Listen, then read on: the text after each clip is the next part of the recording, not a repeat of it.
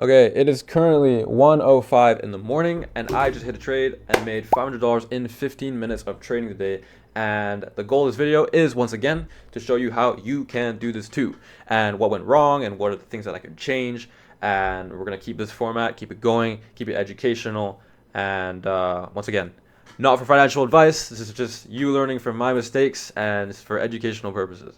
All right, we're gonna be talking about this trade today. I took on Solana. Crazy how Solana is now sitting at $78. We were literally at 280 like not even like 4 months ago. So, world economy is imploding. People are talking about files every single day. So, but we're just here to make some money. So let's just see what we can do. There's actually a very decadent main platter right before the open that we had, that I pointed out to a few people that trade alongside me, which is going to be this SMT here between these two highs. So equivalent on Bitcoin would be these two highs. As you can see, this is what we call an SMT divergence, where we had a liquidity sweep on Bitcoin, but no liquidity sweep on Solana, which means that not only are sellers more in control, but also we have a liquidity sweep on a much larger token, which is forcing price to be driven down.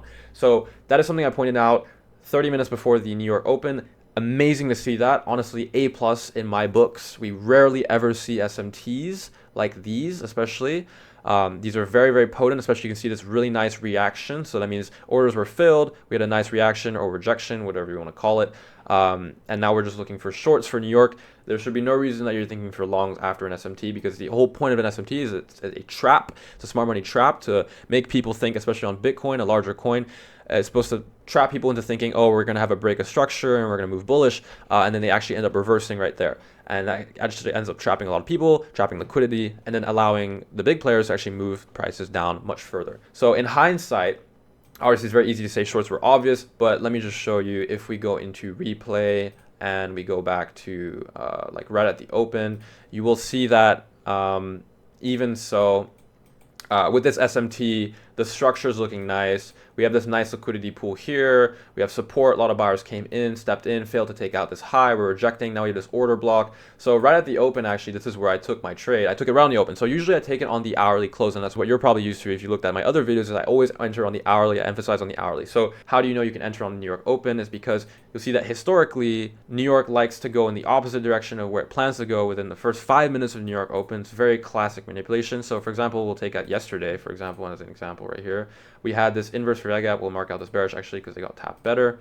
You can see that as New York Open, we actually had that inverse already formed, maybe even liquidity sweep SMT, I don't remember, but we had a liquidity sweep here, inversion. And what happened in New York Open? We opened, manipulated, moved up into that gap just to completely sell off after that. So it's very, very common. I think even here, you'll see that overall we had shorts. I mean, we had like a dollar move into this liquidity pool after an inversion order block. Order block got hit here. So this is actually another really nice example. You see New York literally opened. We moved up bullish just to get shorts right after. So you'll see that when New York is planning to sell off during that day, you'll see the first candle usually always manipulate, especially when there's a very nice PD array to tap into. And today it was planning to be this order block, which kind of got ran through, but ended up holding regardless. So my first mistake was actually entering off the New York Open when I should have waited for the hourly, because you'll see that this hourly candle, and this is the second most important thing, is confirmation. So here, Bitcoin only ended up selling off after one thing.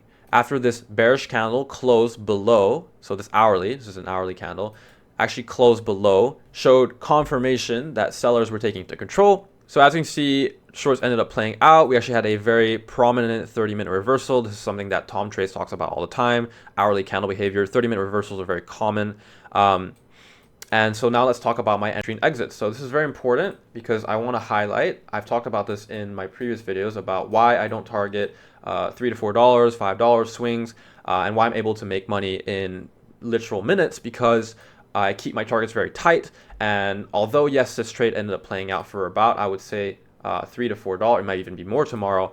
I'm not too stressed about that. The point is I made my money, I won, I step out the market, I make videos like this, and then I go to sleep.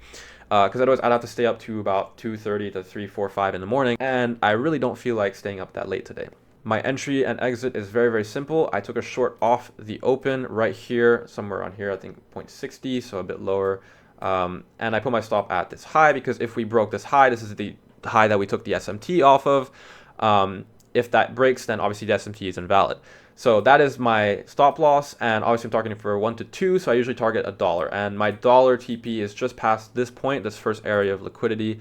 So this is my first target. So let's say you're doing more of a longer term trade. I think something very common that I think other people in this space have done is they'll have that as their first TP, take partials. Their second TP would be London low right here, so this area, and then this low. This is what we call Asia low. It's not really Asia low, but I would regard it as Asia low because these are the areas of liquidity. You can see that this whole day we've just been making low after low. So in hindsight, I really do wish I let this trail, because you can see we have 1, 2, 3, 4, 5 key points of interest of liquidity pools to be swept, which have completely been taken out today through New York. So that's great to see. Price action is actually returning to normal. So I'm not going to say I'm the perfect trader, and the whole point is not to just post videos about how I win every single trade to the best of his opportunity, and I conveniently forget to post the trades that don't exactly go my way. But I was looking at this trade and I don't really feel bad about missing out, because there's a very key aspect here, which is that I usually only trade AM and PM. So unless I'm in a trade and AM, I have to hold that. Otherwise, I'm not going to trade for the rest of the day, simply because you will see oftentimes we get between sessions, we get just absolute chop, or here we get absolute chop. Historically, in between sessions like here, absolute chop. It's very rare that we get a full expansion after AM. So I'm just trading probabilities over 100 days. How many times can I win? I will more likely win with this strategy where I just take $1 and call it a day, because in an alternate reality, in hindsight, I could have gone into an accident today, Choi, but I'm saying in hindsight, price could have reversed. I've had multiple times, and you can only know this if you've been trading for a long time. It's very, very common for it to go $1 and then go straight back to my SL. I've lost thousands of dollars. See, this is what something I would have wanted, is this gap actually get tapped into on the New York Open. So here we actually had a nice rejection wick. So I was looking at this. I was thinking of re-entering. I was hoping that price would move up here. So I'll just draw this out.